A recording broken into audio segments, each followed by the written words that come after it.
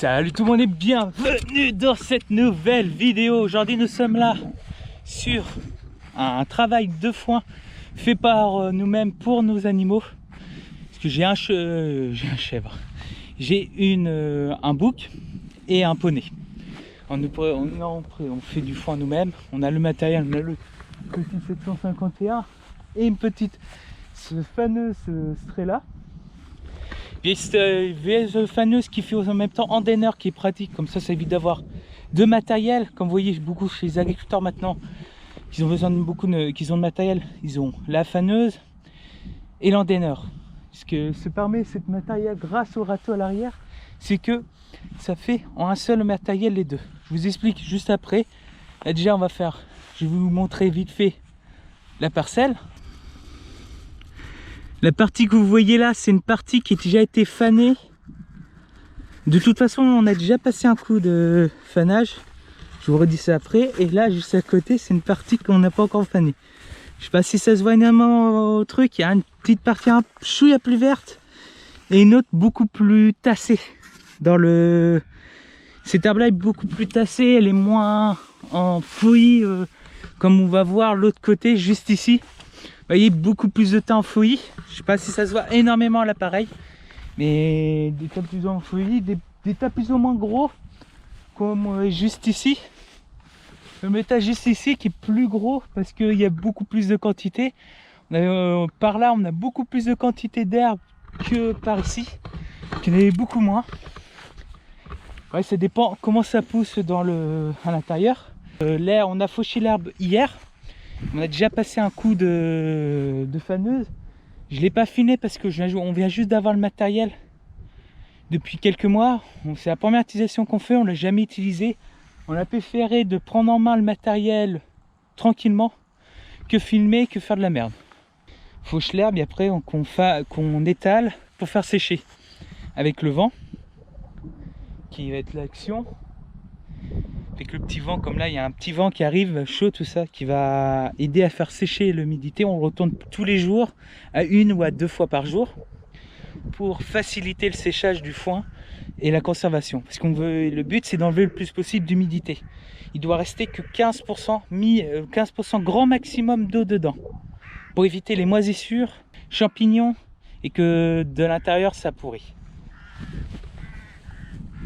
Voilà, comme vous voyez, c'est une machine qui fait à peu près 3 mètres de grandeur, quand même pas mal, 3 mètres de travail, et qui tourne, qui va, comme vous avez dû voir juste un peu avant, dans le montage, je vais montrer un peu le matériel en action avant de commencer ça. Vous voyez qui tourne, et comme vous voyez là, il y a les dents juste ici. Vous allez voir les dents qui juste là sont remontées quand ça tourne les dents avec le système des ressorts.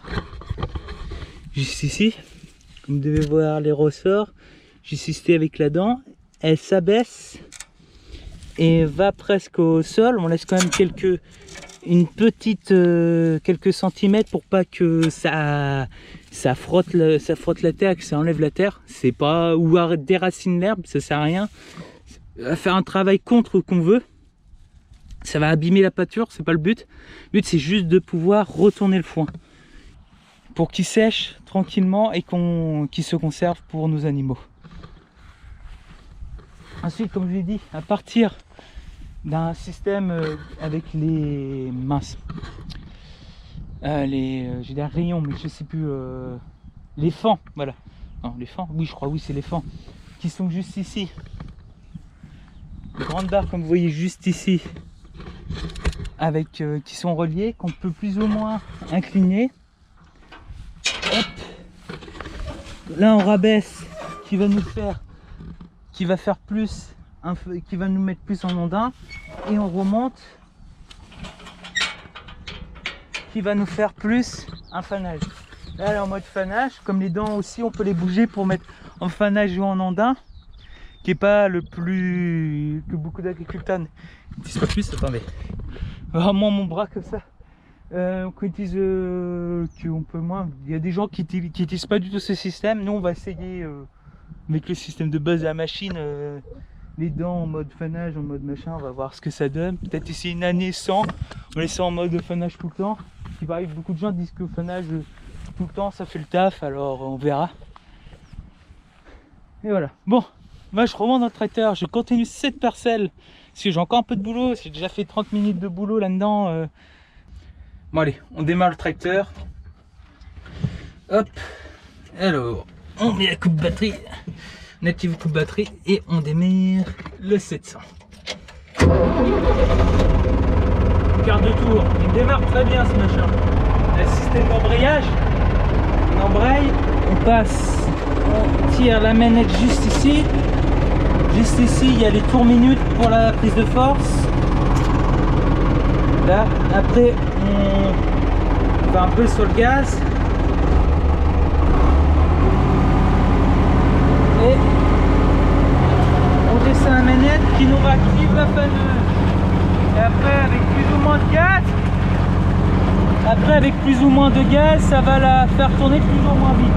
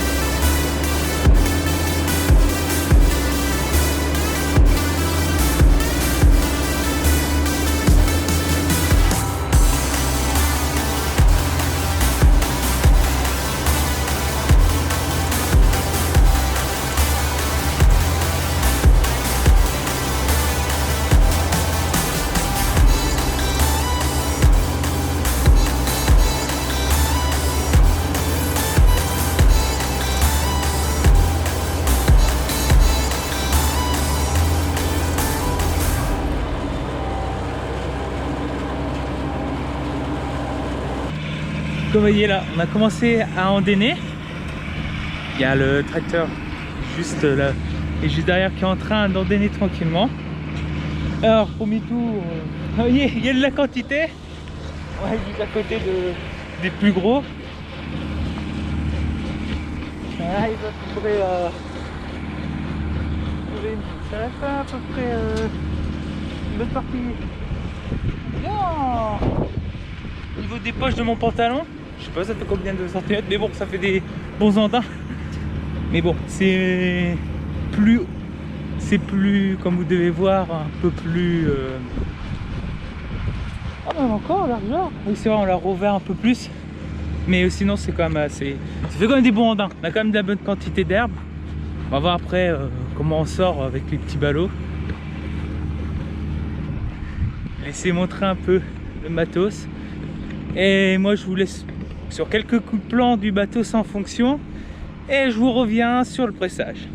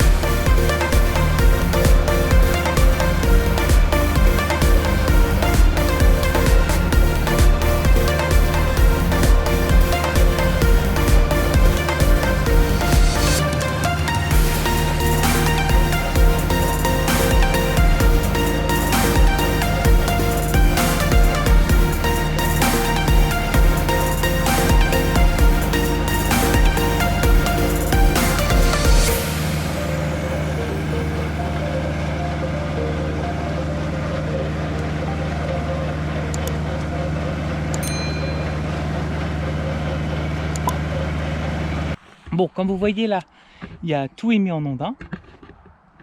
Et vous pouvez vous demander comme question, comment c'est que c'est bon à mettre en ondin et à presser? On pourrait vous dire qu'on utilise des appareils, des tests, tout ça, d'humidité. Comme je vous ai dit, il faut qu'il y ait 15% grand max d'humidité dans le foin. Non. Déjà nous, en tant que particulier, acheter une machine pour tester, ça serait cher. Et même les agriculteurs, eux-mêmes, n'ont pas le genre de machine qu'ils ont des quantités, qui font beaucoup plus de quantité. Je suis sûr que ça existe, ce genre de machine. Même peut-être certaines fermes n'en ont. Mais nous, on a la méthode à l'ancienne.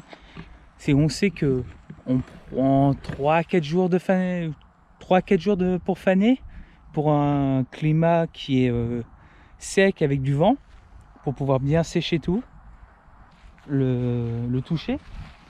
Le foin a un toucher sec, et beaucoup, quand il se casse plus facilement que quand c'est de l'herbe.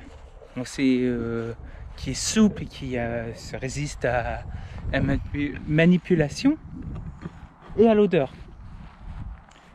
On sent le foin quand il est prêt, il y a une très bonne odeur. On sent une très bonne odeur comme là. On ressent l'odeur du foin et on sait qu'à ce moment-là, quand on sent qu'il y a une bonne odeur tout ça du foin, on sait que souvent il va être bon à presser. Et il va être bon à tendonner. Bah oui, bon à presser, que je vous raconte. Il va être bon à presser. Voilà. Bah, c'est comme ça, on sait la majorité du temps. Vous voyez là, il y a la presse. Bon, là, elle est décrochée du tracteur, tout ça, parce que on a fini de presser. Et je vais vous montrer à partir de comment elle fonctionne exactement. D'abord, on a le système de prise de force. On a la petite prise de force qui va être reliée jusqu'au niveau du tracteur. On en a une plus grande qui va jusqu'au volant et embrayage, parce que là il y a le volant, et après à l'intérieur, je vais essayer de vous montrer ça.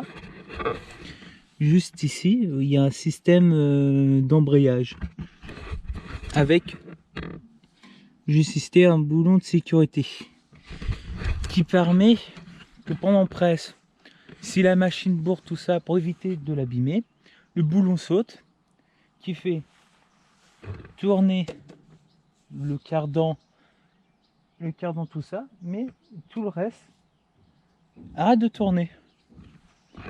Ensuite, qui emmène un système, tout le système intérieur, qui fait fonctionner le pick-up, qui est juste ici, avec ses dents, qui permet de remonter, comme vous pouvez voir, qui permet de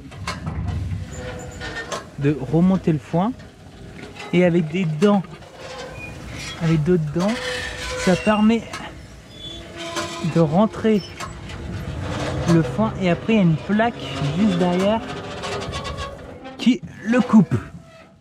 Et ensuite,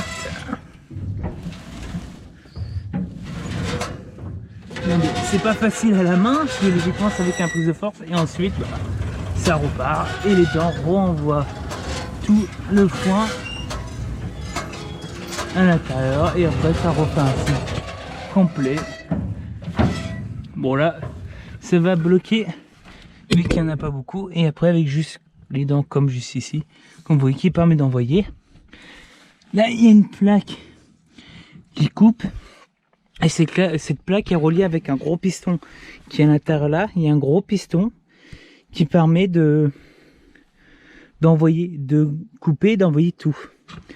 À l'autre côté, qui permet d'envoyer tout ici, il y a les deux systèmes de lieur où la corde est attrapée, mise dans un bec. Ensuite la corde passe par en bas, juste ici, vous voyez, il passe par en bas, repart par là, et c'est là où le foin est plaqué dessus, plaqué là-dessus, et renvoyé.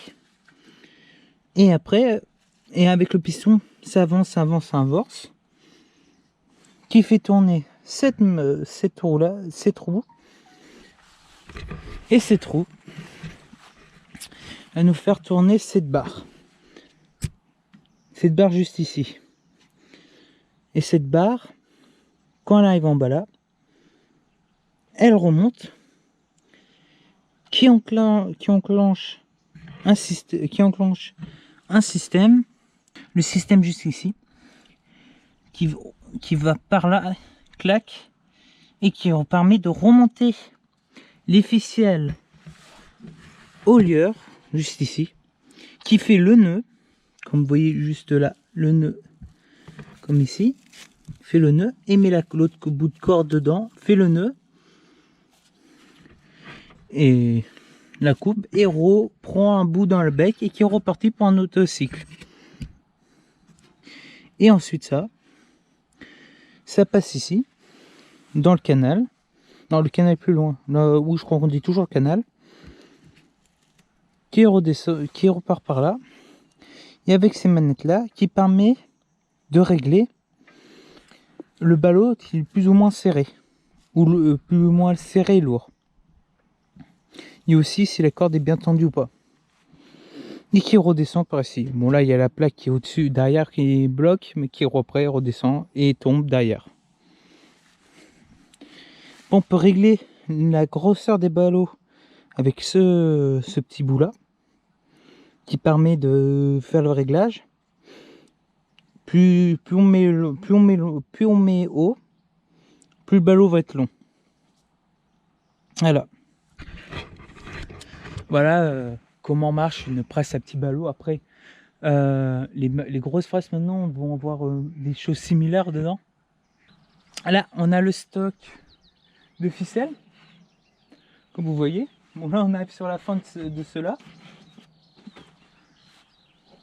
Et les ficelles repartent, comme vous voyez, hop, qui part, et qui repart là, et qui va dessous, et qui après, avec, comme je vous dis, avec le système qui remonte. Voilà. Bon, moi je vous laisse quelques plans directement de la machine en action. Et on se retrouve plus tard.